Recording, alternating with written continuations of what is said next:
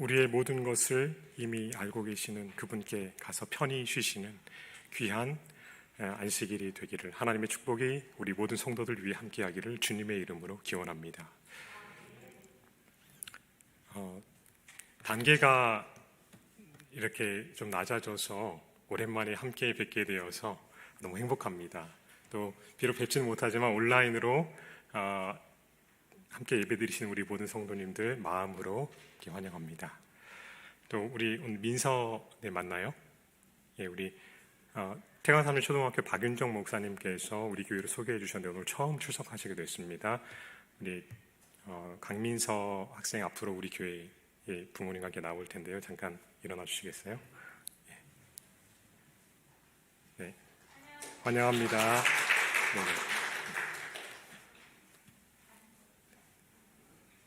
예, 앞에 나오셨습니다. 인사하실 때 우리 같이 좀 환영하겠습니다. 환영합니다.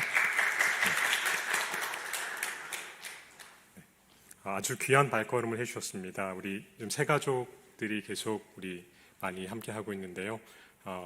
특별히 오늘 우리 김수진 집사님께서 대학원에서도 지도하시는 우리 대학원 친구들 함께 처음으로 뵙고, 또 우리 삼육대학교에 계신 우리 수석장로님 소개를 함께 오신 이호정 우리 자매님 등 여기 또 우리 세민이와 여러 새 가족들 한 분 한 분 위에 하나님의 은혜가 함께 하시기를 간절히 바랍니다.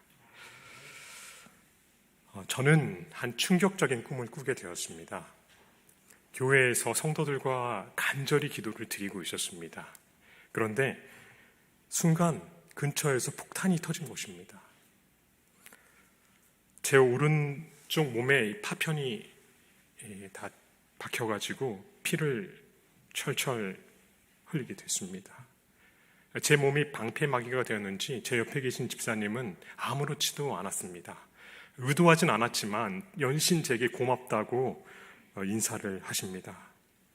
저는 죽어가면서 제 가족과 교회를 부탁하는 유언을 하고 죽고 말았습니다.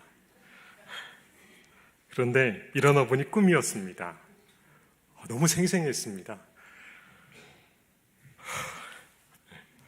지금 죽는다 해도 후회하지 않을 수 있을까? 나는 매 순간 정말 가치 있는 일을 하고 있나?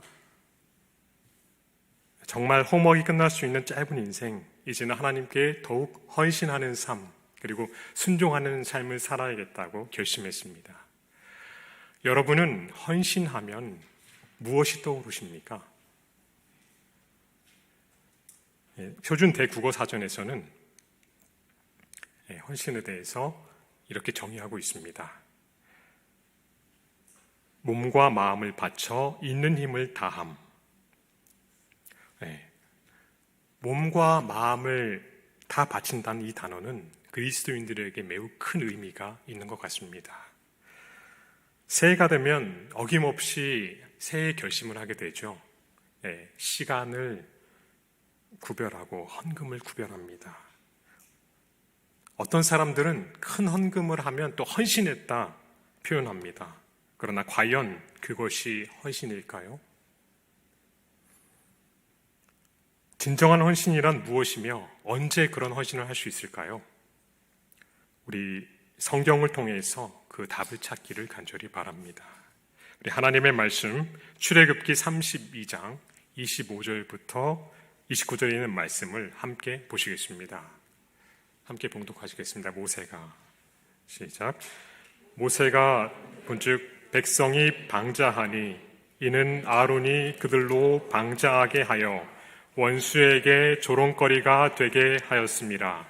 이에 모세가 진문에 서서 가로되 누구든지 여호와의 편에 있는 자는 내게로 나오라 하매 레위 자손이 다 모여 그에게로 오는지라.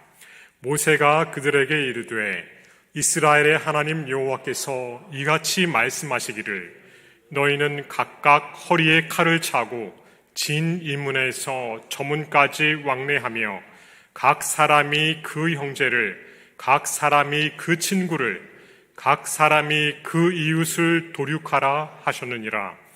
레위 자손이 모세의 말대로 행하매 이날에 백성 중에 3,000명 가량이 죽인 바 된지라.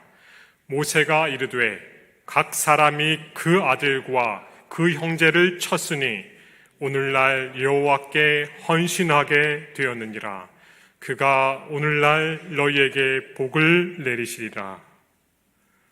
형제를 죽이고 자녀를 죽이는 이때에 헌신이라는 말이 처음 등장합니다.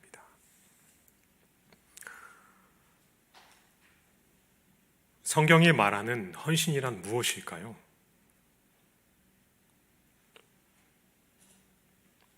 이 사건은 우리가 잘 아는 무슨 사건 바로 이후에 일어난 일입니까? 예, 그렇습니다. 금송아지 사건 뒤에 일어난 일입니다.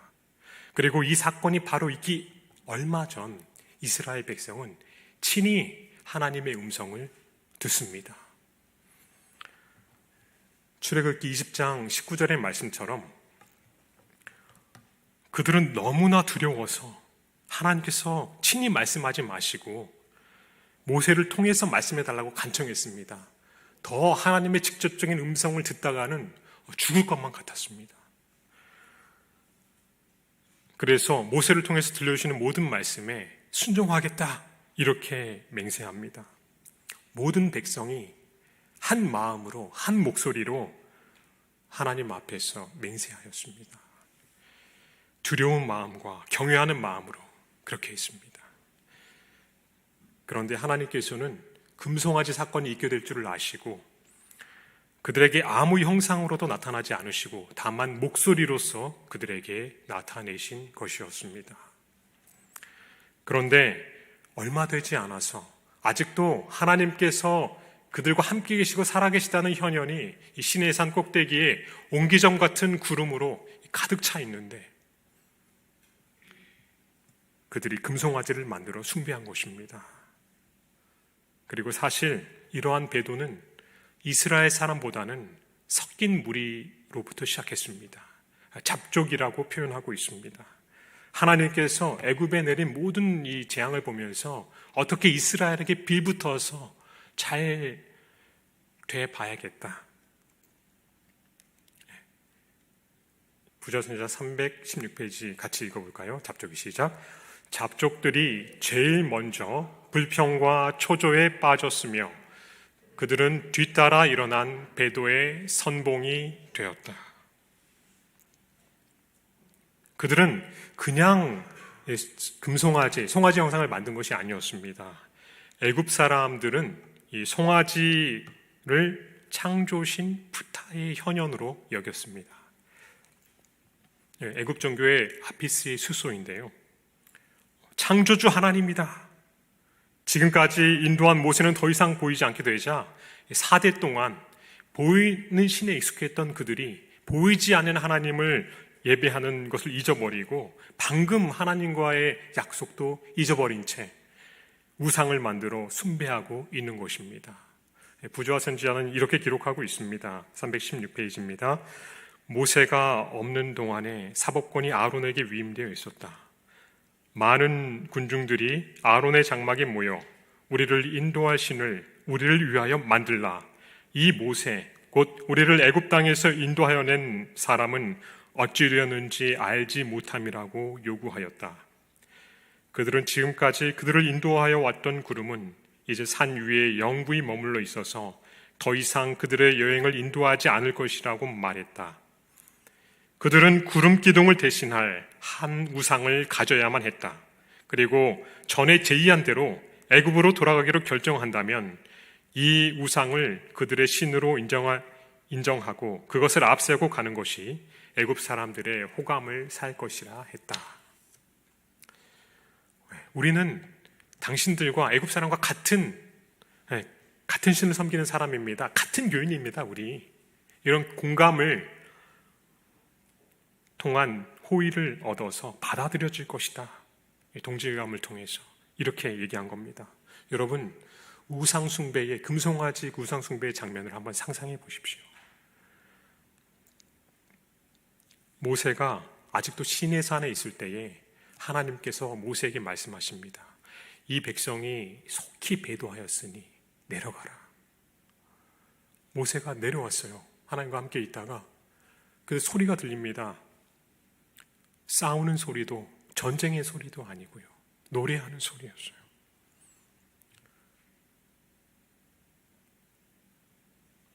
애굽 사람의 제사의 의식, 즉 이방신들에게 예배하는 그대로 방탕한 것이었습니다. 여러분, 애굽 사람의 모든 것을 모방한 축제는 반드시 도덕적으로 부패한 의식이 섞여 있었습니다. 그러니 얼마나 시끄럽고 소란했겠습니까? 하나님께 대한 참된 예배와 얼마나 대조됩니까? 마음을 살피는 회개와 엄숙함과 그리고 죄의 용서로부터 오는 참된 기쁨과 대조되는 방탕과 소란스러운 소리가 이 예배를 대신하고 있는 것입니다. 잠깐 생각을 돌려보겠습니다. 이들이 이렇게 우상 숭배를 빠질 만한 근거가 사실 있나요? 이스라엘 백성들이요? 그들이 이집트에서 노예가 되어서 그렇게 노역으로 신음할 때에 하나님께서는 구원자를 보내셔서 인류 역사상 어떻게 보면 전무후무한 놀라운 일을 베푸셨습니다. 애굽 사람들이 섬기는 열 신들을 심판하셨어요. 이집트 사람들은 이 풍요로운 나일강이 해마다 일정하게 범람해서 그들에게 풍요한 곡식을 제공했기 때문에 그것이 생명으로 여겼습니다. 나일강이 생명의 신이었어요. 첫째 재앙이 무엇이었죠? 나일강이 피로 변하게 됐습니다. 그것이 생명을 주는 것이 아님을 보이셨어요. 그들은 태양신을 가장 위대한 신으로 섬겼습니다. 라신입니다. 그래서 파라오 자체도 태양신의 아들입니다. 그런데 하나님께서는 암흑으로 어둡게 하셨습니다. 그들이 가장 위대하다고 섬기는 신이 아무것도 아님을 보이셨어요. 특별히 다섯째 재앙, 그들이 창조의 신으로 섬기는 이 프타, 이 송아지에게 악질을 내리심으로 그들이 창조주가 아님을 보이셨어요. 그런데 다시 그것을 숭배하다니요. 그리고 하나님께서는 애굽 사람에게 은혜를 입게 하셨습니다. 여러분, 4대 동안 200년이 넘는 시간 어떻게 했습니까? 이집트에 돈 한 푼, 보수 한 푼 못 받고 노예로서 람셋과 피돔을 국고성들을 세우고 엄청난 노력을 했어요. 이제는 빈손으로 나갈 뻔했는데 아무 대가도 없이 하나님께서 은혜를 입게 하셔서 그들이 애굽 사람에게 구했을 때에 은, 금, 보물과 재물을 얻게 하셨습니다. 그래서 그것을 가지고 나왔어요. 그런데 하나님의 은혜로 얻은 이 금은 보물을 우상을 숭배하는 데 바치다니요. 게다가 여러분, 그 어느 누가 이 바다를, 홍해를 가르시는 이 바다를 육지처럼 걸은 사람이 어디 있습니까? 마실 물이 없어서 정말 그 마라에 쓴 물로 목말라 할 때 하나님께서 한 나무를 명해서 그 조각을 던졌을 때 달게 되었습니다. 그들에게 마시게 하신 하나님. 사막에서 이 애굽부터 나와서 40일째 되었을 때 모든 양식이 떨어졌어요. 하늘에서 만나와 그리고 메추리를 주셔서 먹이신 하나님. 무리바에서는 감히 하나님이 우리 가운데 계신지 안 계신지 시험했습니다. 하나님을 시험했어요. 그런데 그들을 나무라지 않으시고 반석을 열어서 물을 주시고 날마다 만나를 내리셨습니다. 자비로운 용서와 사랑이 있어요. 낮에는 그 사막의 뜨거운 빛에 상하지 않도록 구름 기둥으로, 낮에는 그 추위에 벗어나도록 불 기둥으로 그들을 돌보셨습니다. 이렇게 많은 놀라운 기적과 은혜를 경험했는데 지금 모세가 떠나 있다고 그들이 하나님께 할 일은 결코 되지 못합니다. 하나님께 반역한 것이었습니다. 하나님의 공의가 바로 서고 계속되는 배도를 막기 위하여 반역자들에게 반드시 형벌이 집행되어야 하였습니다. 이러한 때에 모세의 가장 가까이에서 하나님의 임재를 직접 경험하고 그분의 음성을 듣고 모세가 시내산에 있는 동안 지도자로 세움을 받았던 이 아론은 단호히 하나님의 편에 서서 백성들을 견책하고 잘 바른 길로 이끌어야 했습니다. 그런데 어떻게 됐습니까? 무리가 소유를 하고 죽이려고 들자 자기 생명의 안위를 돌아보고 백성들의 인정을 의식한 나머지 그들의 요구에 굴복하고 맙니다. 송아지를 만들려고 했을 뿐만 아니라 그 송아지를 가리켜 뭐라고 했습니까? 이는 너희를 애굽에서 인도해낸 신이다 하면서 여호와의 절기를 선포합니다. 그들의 죄악을 부추긴 것입니다. 하나님께서 형상 없이 의도적으로 나타나신 것을 알면서도 말입니다. 이런 그에게 성경은 신명기 9장 20절에서 여호와께서 또 아론에게 진노하사 그를 멸하려 하셨다고 했습니다. 하나님의 가장 가까운 사람으로서 바른 길로 해야 될 사람이 오히려 반역의 선봉에 섰는데, 그러나 모세의 간절한 중재의 기도와 아론의 회개로 말미암아 자비하신 하나님께서 용서하십니다. 그런데 이 사건이 있은 직후에 하나님께서는 나대로 하게 하라 이렇게 하셨어요. 그들이 먼저 약속을 파기했기 때문에 하나님께서는 아브라함과 이삭과 야곱에게 맹세하신 그 땅을 주시지 않으셔도 정당하십니다. 그래서 모세는 그것을 나타내기 위해서 두 돌판을 땅에 던져서 깨뜨렸습니다. 두 돌비가 깨진 것처럼 너희가 먼저 하나님과의 언약을 파기했기 때문에 그분과의 언약이 파기된 것이다. 온 이스라엘은 사실상 멸망했어야 했습니다. 자기들이 자진해서 시내 산에서 하나님 앞에 맹세했어요. 그런데 그 맹세를 어긴 것입니다. 온 우주의 주권자께서 친히 큰 기사와 권능으로 그들을 이끌어내시고 티끌 같은 이 땅에 몸소 강림하시어 그분을 나타내 보이시고 그분의 영원하신 율례와 법도를 선포하셨는데, 이 모든 것을 경험하였음에도 불구하고 그들이 하나님을 반역했던 것입니다. 이 사건은 출애굽기 32장 25절의 말씀처럼 하나님의 원수, 즉 누구요? 사단에게 회방거리를 준 것이었습니다. 이제 모종의 조치가 필요하였습니다. 이때 주신 조치, 이때 내주신 조치를 함께 다시 한번 본문의 말씀 읽어보도록 하겠습니다. 출애굽기 32장 25절부터 29절입니다. 모세가 시작. 모세가 본즉 백성이 방자하니 이는 아론이 그들로 방자하게 하여 원수에게 조롱거리가 되게 하였습니다. 이에 모세가 진문에 서서 가로되 누구든지 여호와의 편에 있는 자는 내게로 나오라 하매 레위 자손이 다 모여 그에게로 오는지라.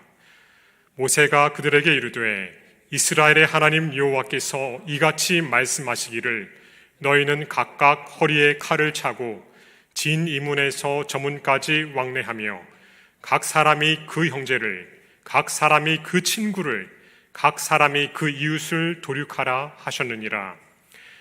레위 자손이 모세의 말대로 행하매 이날에 백성 중에 3,000명가량이 죽인 바 된지라. 모세가 이르되 각 사람이 그 아들과 그 형제를 쳤으니 오늘날 여호와께 헌신하게 되었느니라. 그가 오늘날 너희에게 복을 내리시리라. 모세는 단호하게 요청합니다. 하나님의 편에 서 있는 자는 누구든지 내게 나아오라. 간절한 호소. 그리고 이 배도에 빠진 자들은 그 형제가 되었든 자녀가 되었든 진멸하라고 명합니다. 그의 오른편에는 이 반역에 가담하지 않았던 자들이 있음이 드러나게 됐습니다. 누굽니까? 레위 지파, 레위 자손들입니다. 바로 이 일 때문에 그들은 하나님의 제사장으로 부르심을 받게 된 때문이기도 합니다. 또 왼편에 비록 우상 숭배에 가담했지만 회개하고 돌이킨 사람들, 그들을 서게 했습니다. 영감의 붓은 이 사건을 이렇게 기록하고 있습니다. 한번 자세히 들어보시기 바랍니다. 레위 지파는 우상 숭배에 가담하지 않았다는 것이 드러났다. 다른 지파들 가운데는 비록 범죄하였었지만 이제 회개함을 표시하는 큰 무리가 있었다. 그러나 주로 송아지를 만들자고 선동했던 섞인 무리로 대부분 이루어진 큰 집단이 완고하게도 그들의 반역을 고치려고 하지 않았다. 이제 모세는 이스라엘의 하나님 여호와의 이름으로 그의 오른편에 있는 우상 숭배에 빠지지 않았던 사람들에게 그들의 칼을 차고 가서 반역을 고치지 않는 모든 사람들을 죽이라고 명령하였다. 이날의 백성 중에 3,000명가량이 죽인 바 된지라. 지위나 혈연이나 교우 관계에 상관없이 행악의 주모자들은 죽임을 당했다. 그러나 스스로 회개하고 겸비한 사람들은 모두 용서함을 받았다. 하나님의 극명한 사랑이 여기에 나타나 있습니다.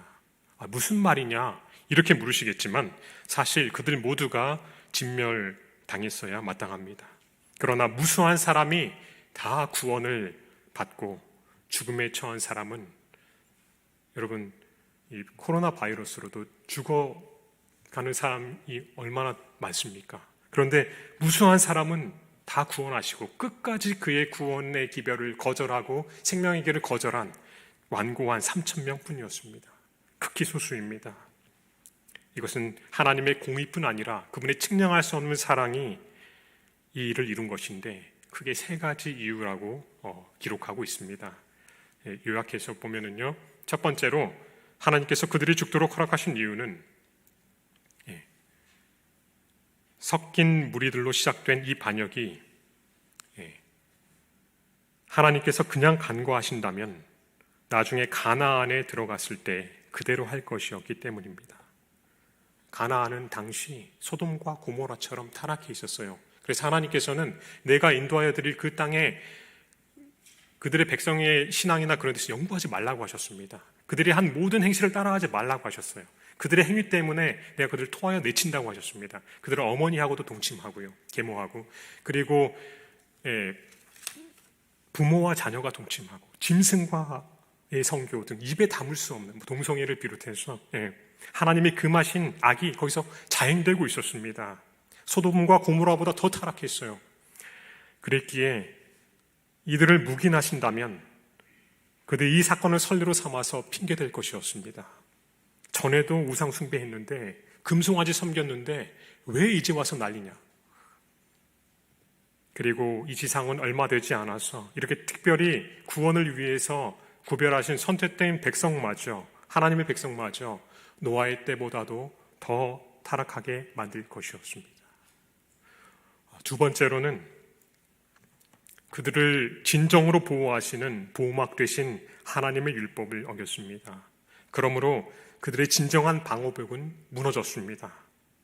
이제 민족 전체가 원수에게 노출되어서 얼마 되지 않아 그들은 무수한 강적들의 먹이가 되고 말 것이었어요.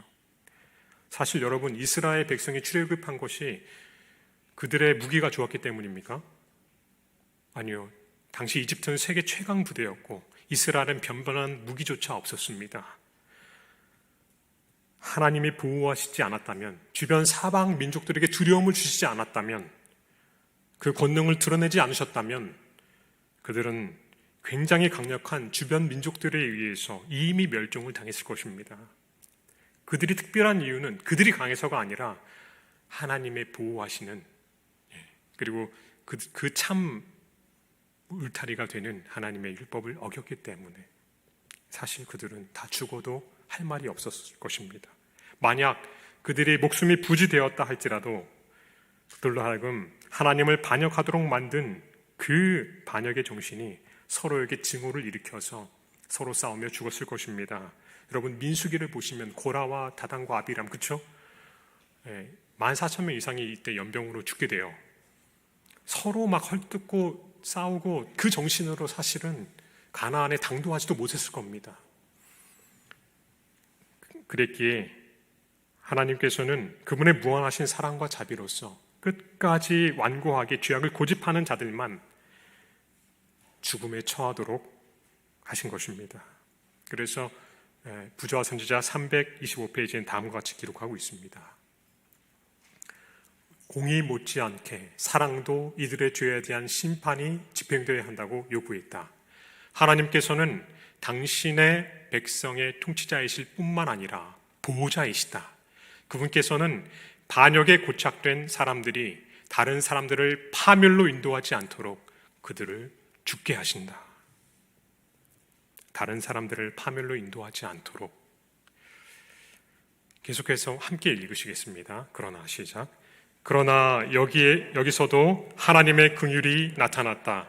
그분께서는 당신의 율법을 응호하시는 동시에 선택의 자유와 모든 사람에게 회개할 수 있는 기회를 허락하신다. 고집스럽게 반역 계속한 사람들만 끊어졌다. 그러나 그들의 회개는 더 깊고 진지한 것이 되어야 했습니다. 이 배도에서 그들은 용서함을 받았지만 큰 교훈을 얻어야 했습니다. 그래서 하나님께서는 이제 너희들과 함께 가지 않겠다 이렇게 말씀하십니다. 이때는 이 성소가 세워지기 전이었기 때문에 성막이 그들과 함께 있었습니다. 그들 가운데 있었는데 하나님께서 이제 이걸 철수해서 진 바깥으로 치라고 하십니다. 이것을 성경은 회막이라고 부릅니다. Tent of Meeting, 하나님과 만남의 장소. 이것이 진 밖에, 이제는 하나님이 너희와 함께 하지 않겠다, 이것을 보여주는 것입니다. 계속해서 성경에는 이러한 명령이 주어집니다.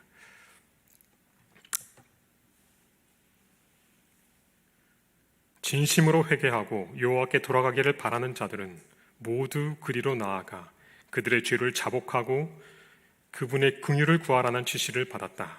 백성들이 그들의 장막으로 돌아갔을 때에 모세는 성막으로 들어갔다. 백성들은 깊은 관심을 가지고 그들을 위한 모세의 중보가 간합되었다는 증거를 보고자 했다. 하나님께서 모세를 만나기 위하여 하감하신다면 그들은 완전히 소멸당하지 않게 되리라는 희망을 가질 수 있었다. 구름 기둥이 내려와 회막문에 머물렀을 때에 백성들은 기쁨의 눈물을 흘렸다. 그리고 그들은 다 일어나 각기 장막문에 서서 경배하였다. 출애굽기의 이 부분을 자세히 읽어보시면요, 백성들이 각기 장막에 서가지고 이 회막에 하나님이 임재하시나 이것을 두려운 마음으로 보면서 자기 죄를 회개하고 서 있었습니다. 근데 하나님께서 그들 가운데 임재하셨어요. 구름 기둥이 나타났다는 것은 같이 가지 않겠다고 하죠. 사실 하나님은 그들과 정말 같이 가고 싶으셨지만 그들이 스스로 그렇게 길을 막았고 하나님과 임재를 막았지만 하나님이 너무 같이 가고 싶으셔서 구름 기둥이 임했다는 건 뭘 의미합니까? 다시 하나님이 함께 그들의 진영으로 오셨다는 것을 의미합니다. 하나님이 우리를 완전히 버리지 않으셨구나. 얼마나 감사했을까요? 그래서 그들이 기쁨의 눈물을 흘리며 예배했다, 경배했다고 기록하고 있습니다. 성경은 기록하고 있습니다.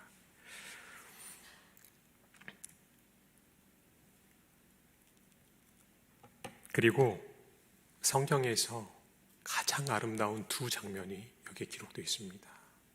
첫 번째 장면은요, 하나님께서 모세가 정말 이 구원자 되신 예수님 예표할 수 있는지를 시험하시고자 말씀하세요. 내가 이 백성들을 진멸하고 너로 택한 민족의 조상이 되게 하겠다. 근데 모세가 뭐라고 합니까? 아닙니다. 제 이름이 생명책에서 어떻게 될지라도요, 지워질지라도 이 범죄한 백성을 구해달라는 중보의 기도를 드립니다. 성경에서 가장 아름다운 첫 번째 장면이고요. 둘째는 이제까지 그 어떤 사람도 해본 적이 없었던 요청을 하나님께 드립니다. 하나님을 대면하여 보게 해달라, 하나님을 보여달라, 이렇게 요구해요. 이것은 사사로운 호기심에 사로잡혀서 하나님 한번 나와보세요, 이것이 아니었습니다. 앞에서 말씀드린 대로 어떤 것이었습니까? 이스라엘에게 가장 큰 축복은 하나님이 동행하시는 것이었어요. 근데 지금은 함께 하시지 않겠다고 하셨기 때문에 가장 필요한 하나님의 동행, 필요로 되는 이것, 사실 이스라엘의 힘의 근원이고요, 모세의 성공의 비결이 무엇이었습니까? 하나님의 임재와 그분의 동행이었습니다. 그래서 그 표징으로 이것을 구한 것입니다. 하나님, 우리와 함께 하시는 것을 보여주세요. 하나님의 영광을 보여주세요. 일반 사람이 구하였다면 참람될 이 요구를 하나님께서는 즐겨 받으시고 모세는 하나님을 대면하여 본 유일한 사람이 되었습니다. 이 두 장면은 죄로 인해서 진멸될 수밖에 없는 인간을 중보하시는 예수님을 모세를 통해서 미리 예표하신 것이었어요. 여기 예수님의 사랑을 보시기 바랍니다. 우상숭배로 죽게 된 이스라엘처럼 죄로 인해서 우리는 하나님과 분리되는 영원한 사망을, 이 사망의 형벌을 당할 수밖에 없었습니다. 그런데 예수님께서는 어떻게 하셨습니까? 당신의 이름이 생명책에서 지워질지라도 영원한 둘째 사망의 형벌을 그분이 감당하신 것입니다. 모세는 지워달라 해도 지워주지 않으셨어요. 그러나 예수님은 친히 생명책에서 당신의 이름이 지워지시면서 우리 대신 죽으셨습니다. 우리는 여기 모세를 통해서 우리 하나님의 비할 데 없는 사랑을 어렴풋이 보게 됩니다. 여러분, 우리도 나 자신의 구원이 아니라 배우자와 가족과 내 민족을 위해서, 즉 다른 사람의 구원을 위해서 마음을 다해 애쓰게 되시기를 간절히 바랍니다. 살고자 하는 자는 죽는다고 하셨고 죽고자 하는 자는 살게 된다고 하셨습니다. 주님의 형상이 바로 거기서 드러나게 되는 것입니다.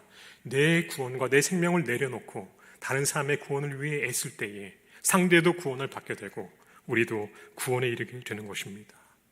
이제 정말 다른 사람의 구원을 위해서 간절히 애쓰시는 여러분과 제가 되지 않으시겠습니까? 아멘. 이 일이 있은 직후에 이스라엘 백성은 그 옛날 야곱이 그랬던 것처럼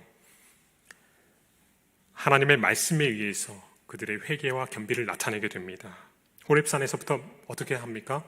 모든 단장품을 제합니다. 이러한 아름다운 일이 일어날 수 있었던 것은, 구원의 역사가 일어날 수 있었던 것은 모세의 단호한 결심과 요청, 그리고 지위나 혈연이나 관계를 고려하지 않고 그것과 상관없이 행하게 주모자들을 죽이고 하나님의 뜻에 바로 세우고자 하는 결단에서 시작된 것입니다. 이것이 성경이 말하는 헌신입니다. 진정한 구원은, 진정한 헌신은 바로 이러한 결단에서 시작하는 것입니다. 여러분, 어떻게 우리가 이러한 결단을 내릴 수 있을까요? 어떻게 하나님이 말씀하시는, 성경이 말하는 그 헌신을 주님 앞에서 할 수 있을까요? 성경은 두 가지의 길을 우리에게 제시하고 있습니다. 첫 번째입니다. 모든 단장품을 제하는 것입니다. 하나님의 말씀을 독하겠습니다. 백성이 시작. 백성이 이 황송한 말씀을 듣고 슬퍼하여 한 사람도 그 몸을 단장하지 아니하니 여호와께서 모세에게 이르시기를 이스라엘 자손에게 이르라. 너희는 목이 곧은 백성인즉 내가 순식간이라도 너희 중에 행하면 너희를 진멸하리니 너희는 단장품을 제하라. 그리하면 내가 너희에게 어떻게 할 일을 알겠노라 하셨습니다.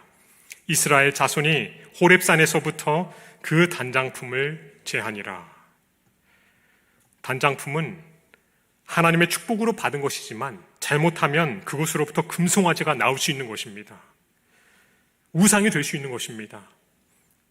자신을 높이고 자신의 욕망을 따라갈 수 있는 것입니다. 그러므로 진정한 헌신을 하기 위해 먼저 해야 할 일은 우리의 단장품을 제하는 것입니다. 창세기 35장에 이 야곱의 베델의 헌신에 앞서서 온 가족들과 함께 야곱의 온 가족이 단장품을 제했습니다. 땅에 묻었습니다. 그리고 베델로 올라가는 헌신이 있게 되었습니다. 여러분, 무엇이 여러분의 단장품입니까? 여러분의 단장품은 무엇입니까? 직장 동료나 세상 사람들이 알게 되면 부끄러울 하나님의 뜻을 행하지 못하는, 그들이 부끄러워서 하지 못하는 여러분의 체면입니까? 아니면 그들의 인정을 받고자 나를 우아하게 돋보이는 나의 허영입니까?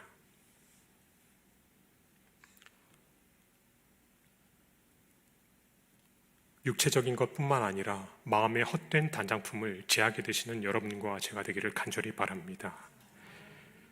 허영과 가식과 체면, 거짓 경건의 단장품을 묻어버리십시오. 두 번째로 성경은 이렇게 얘기하고 있습니다. 하나님의 편에 서지 못하게 하는 것을 끊어버리십시오. 하나님의 편에 서게 하지 못하는 것을 끊어버리십시오. 출애굽기 32장 29절입니다. 같이 읽겠습니다. 모세가 이르되 각 사람이 그 아들과 그 형제를 쳤으니 오늘날 여호와께 헌신하게 되었느니라. 그가 오늘날 너희에게 복을 내리시리라. 우리가 잘 아는 대로 김유신은 자신을 바른 길로 가지 못하게 하고 기생의 집으로 인도하는 말의 목을 베어버렸습니다. 그때야 비로소 삼국을 통일할 수 있게 되었습니다. 지위, 혈연, 교우관계에 상관없이 행악의 주모자들을 다 끊어버렸습니다. 이것은 사람으로서는 하기 힘든 일입니다. 이 갈멜산 위에서 엘리야가 참 하나님을 경배하도록 호소했을 때에 이스라엘 백성들이 꿈쩍하지 않았어요. 그러나 하나님께서 불을 보내서 누가 참 하나님이신지 보였을 때에 엘리야는 어떻게 호소했습니까? 하나님께 시작하는 헌신의 첫 단계로서 바알과 아세라의 선지자 850명의 목을 치도록 했습니다. 기손신의 여러분 골짜기에서 보십시오. 아합이 통치할 때에 그 목사님들과 얼마나 가까운 관계로 지냈겠습니까? 그들의 목을 치는 일이 쉬웠을까요? 결코 아니었을 것입니다. 그러나 진정한 결단은, 참된 헌신은 바로 이러한 결단에서 시작하는 것입니다. 우리가 하나님의 편에 서는 것을 방해하는 것들이 있습니다. 그것이 무엇입니까? 궁금해 죽겠는 드라마입니까? 아니면 인터넷 매체? 그것이 하나님과 교제하는 일을 방해한다면, 그리고 연초에 하나님의 말씀을 읽으며 기도하며 헌신의 삶을 살겠노라고 했던 나의 이 결심을 방해한다면 단호히 끊어버리시는 여러분과 제가 되기를 바랍니다. 만약 친구들과의 헛된 교제라면, 심지어 부부와 가족관계라 할지라도 하나님의 편에 서게 하지 못하는 것은 과감히 끊어버리십시오. 가장 중요하게 보이는 것일지라도 하나님의 편에 서게 하지 못하는 것, 과감히 떨쳐내버리시는 여러분과 제가 되기를 간절히 바랍니다. 오늘 우리는 어떠합니까? 우리에게 이러한 결심이 있습니까? 하나님의 뜻에 바로 서고자 결심하신 지 얼마나 오래되셨습니까? 하루가 맞춰지고 잠자리에 들기 전 무릎 꿇고 회개하는 시간을 가지십시오. 그날의 결단과 헌신을 주님께 바치십시오. 이러한 헌신의 삶을 살았던 한 분의 유언을 들려드리면서 말씀을 마치겠습니다. 모든 것을 바쳐 주님을 마음껏 사랑하시고 분골쇄신하도록 몸되신 교회를 섬겨주십시오. 그래야 마음의 평화가 있고 삶의 후회가 없습니다. 모든 것이 뿌리부터 뒤흔들리는 이 격변의 시대에 어떠한 대가를 치르더라도 하나님의 계명과 예수의 증거를 가진 그 여자의 남은 자손인 우리의 고유한 정체성을 철두철미 고수해 주십시오. 그것은 새천사 기별을 위임받은 남은 교회의 분명하고도 확실한 사명입니다. 성도 여러분, 참으로 고맙습니다. 우리 모두 하늘에서 뵙겠습니다. 가나안 땅에 앞서 결단과 헌신을 했던, 오늘 너희 섬길 자를 오늘날 택하라고 했던 그 요청에, 또 여호수아의 요청에 부응했던 그들처럼 오늘 우리가 영혼의 경계선 하늘 가나안 앞에서 결단과 헌신이 있게 되기를 간절히 바랍니다. 오늘 그러한 성령의 호소가 어쩌면 우리 귓가에 강하게 울립니다. 헛된 모든 단장품을 제하고, 그리고 하나님의 편에 서게 하지 못한 것들은 과감히 끊어버리고 우리 하나님께 이 아침 다시 헌신하기로 결심하시는 분들은 아멘을 통해서 마음의 헌신을 표현해 주시기를 바랍니다.